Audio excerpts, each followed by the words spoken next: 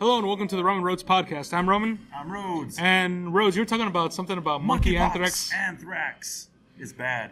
Is it bad? What happened? Why? So check it out. Basically, in the jungle, there's a new strain of it's the old strain of that. It's a bacteria, I think, and anthrax lives in the ground, and it occurs pretty commonly in Texas and a few other southern states. Mostly affects cattle. And this anthrax occurs in Texas and affects our cattle? It affects cattle. That's where that's where we learned a lot about it, was because it was getting into the cows and livestock. Really? They eat the grass and they sort of disturb it, and the bacteria comes up, and it comes up in spores sometimes. Okay. It gets in them, messes up their whole system. And the reason the reason they used it, weaponized it, is because we were so familiar with it because of the farmers. Oh, okay. Similar that as makes sense. This one. All right. Like smallpox, you know how we got that, right? The vaccines from them.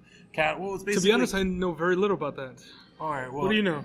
All right. Basically, you know the term vaccine comes from the Spanish word vaca, which means cow, because what would happen was the cows would get a particular type of pox, and then the cow hands would be exposed to that from being around it for so long. Then later, whenever human smallpox came in, they were fine, and that was where we developed vaccines. They realized, hey man, why aren't everybody from this particular job dying with everyone else? And they're like, that's So what they did first, this is the best part. Now, I feel like I should know this, and I was drawing a blank. I really thought you would. Well, basically, they'd cut the pox on the cows, cut the person, and just touch the goo over, and the person would get a little sick, not as sick, and we developed it from there.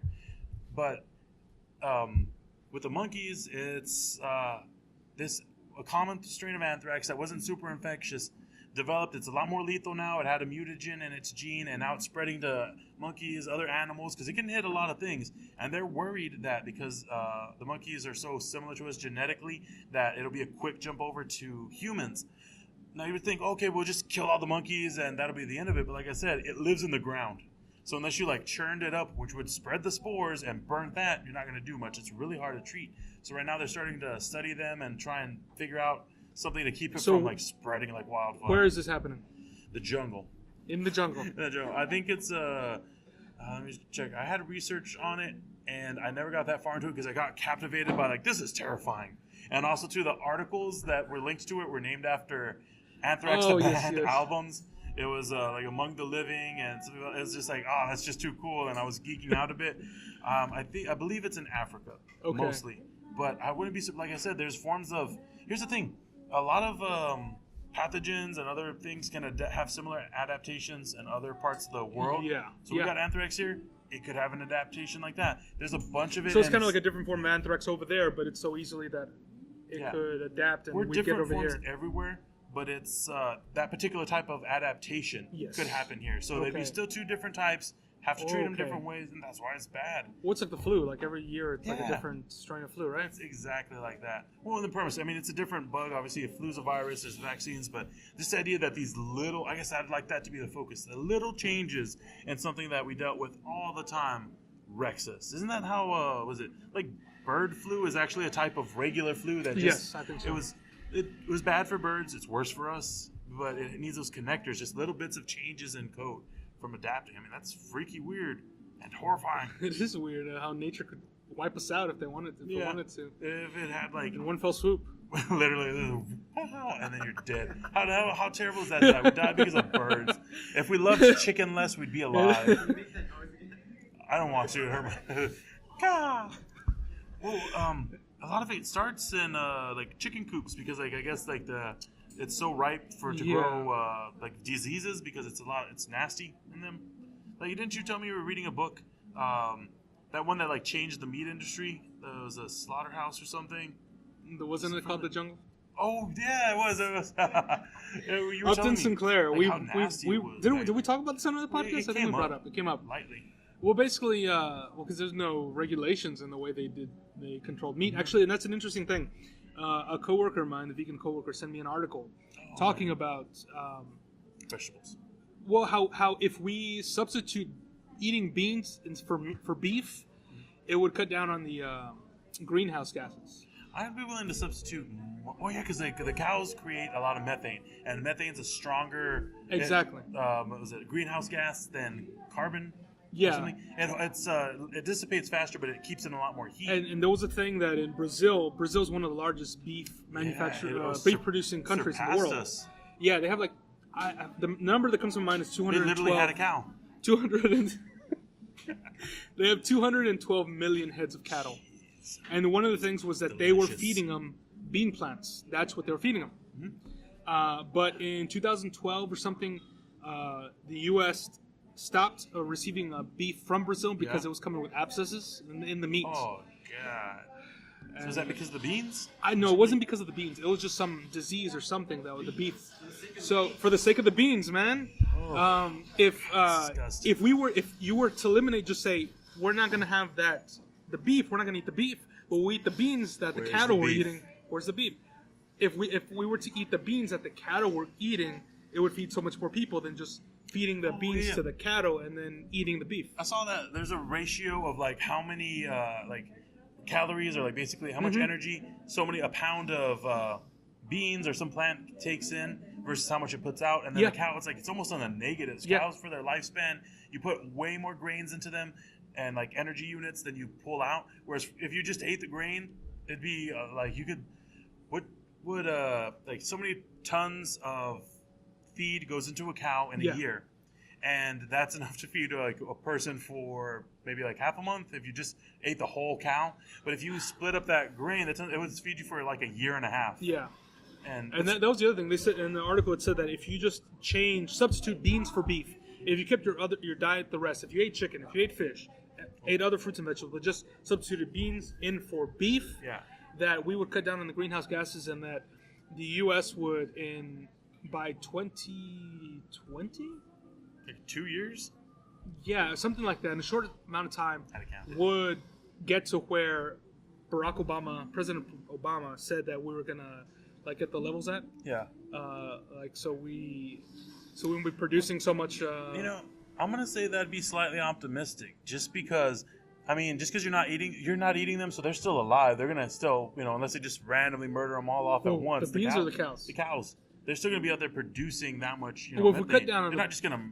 But that's the thing. No, if we cut down on the cattle production and just take the food that we're feeding the cows and eat it ourselves, that would save stuff. It's the same thing with we use corn here in the. I could see, I agree with you that it would have that effect, and it would be very drastic, just not that quickly, because you still got to have all those. Well, they said in the perfect thing, if every single citizen in the United States did that, no, that's not going to happen. No, but it's kind of a alternate substitute than just saying go vegan or go vegetarian, because a lot of people they hear that and they. Yeah, whenever you tell people to do stuff, they tend to do the opposite. Yeah, exactly. Yeah, I saw Just Do It once when I was a kid, so I never did anything ever again. Show just you don't. Poster. Yeah, just don't. Why not? But I don't know if I'm not the biggest bean fan. Now it's mostly pinto beans. I know I'm a bad Mexican, but like every other bean I can dig. But black beans, maybe man. mushrooms. Black beans, I can do mushrooms. Kidney beans, navy bean soup, man. It's one of the best things in the world. I'm trying new ones at least, and it's like. Most people's experiences with pinto beans, and I feel like it's the skin, the texture too. I don't dig that. Like jelly beans. But no, I've had black beans, coffee beans. Actually a berry. It was red beans, which are those different than kidney beans? Or is it the same thing with the different line of beans there's too? Different red beans, I believe. And they're packed with nutrients. It's like they got like the better, like it's like with the grains. Mm-hmm. Beans specifically and grains are just tons of nutrients, a bunch of vitamins, and like a variety of them too, not just like high concentrations. It's got a lot in there, so it's a good choice. It's just beans have such a negative connotation behind them. It's a funny sounding word, and also too it's considered poor people food. You think of rich people food as beef and meat. Yeah, that's like its connotation, but it's not. More poor people eat red meat, I believe, then like as your wealth goes up, you're going to start eating more and more grains and other vegetables because it's healthier, and you want your rich life to go on for as long as possible. That's what I would think. It's cheaper too. Well, no, that's a lie. Isn't that cheaper? That's actually a little bit of a BS, because it is vegetables and other things. They are a lot cheaper than beef. Yeah, that is actually because I've been broke, and whenever I'm broke, I don't eat steak.